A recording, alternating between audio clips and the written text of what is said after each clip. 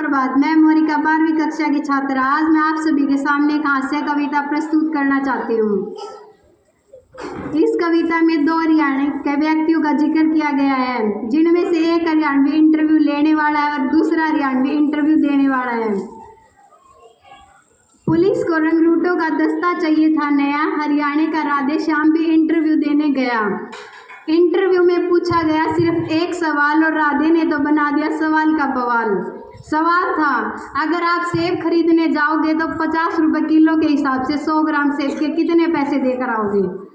अगर आप सेब खरीदने जाओगे 50 रुपये किलो के हिसाब से 100 ग्राम सेब के कितने पैसे देकर आओगे? 5। हरियाणा का आदमी का जिक्र हुआ तो ये तो होना ही था।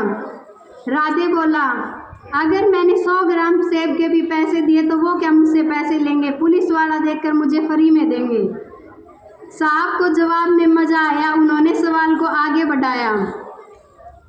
साहब बोला, अच्छा तुम्हारी पत्नी तो पुलिस में नहीं है ना, वो जाएगी तो 100 ग्राम सेब के कितने पैसे देकर आएगी? राधे बोला, साहब मैं अपनी पत्नी को आपसे ज़्यादा जानता हूँ, उसे खरीदारी करने का है बहुत चाव, उसे 100 ग्राम खरीदने होंगे तो 100 ग्राम के पूछेगी भाव।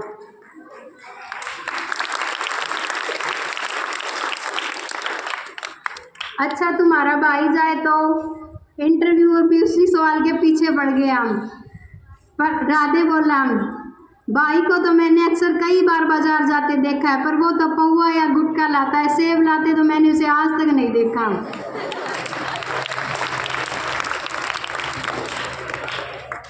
इंटरव्यूअर फिर से बोला, अच्छा तुम्हारी बहन जाए या कोई? जी मेरी एक ही बहन थी, उसकी शादी हो गई, वो जाने या उस या बहन हुई। राधे श्याम तुम्हारे पिताजी भी तो बाजार जाते हैं जी, उनके दांत नहीं, वो बस केले खाते हैं।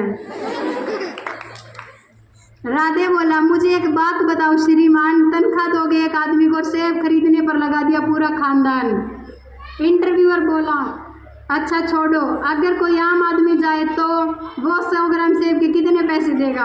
आम आदमी का नाम सुनते ही राधे थोड़ा सीरियस हो गया और बोला, जी साहब आपने आम आदमी को सेब खरीदने के लायक ही कहा छोड़ा है।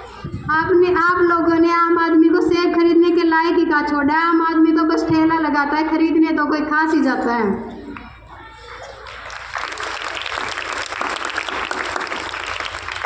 इंटरव्यूअर बोला, अच्छा कोई खास आदमी जाए तो? राधे बोला, साहब पहली बात, अगर वो खास है तो वो खुद क्यों जाएगा, अपना नौकर भेजेगा। अगर आपके कहने पर चला भी जाए तो सिर्फ 100 ग्राम खरीद के लाएगा। 100 ग्राम खरीद भी लाए तो इसका हिसाब आप मुझसे क्यों लेते हो? वो जाने, उसका काम जाने। इंटरव्यूअर बोला, चलो अब इस सवाल को यही छोड़ते हैं, सवाल का सिरा आप दूसरी ओर मोड़ते हैं। राधे बोला, देखो साहब ये तो है सरासर फरेब, दूसरा सवाल बाद में आएगा, पहले आएंगे तो 100 ग्राम सेब।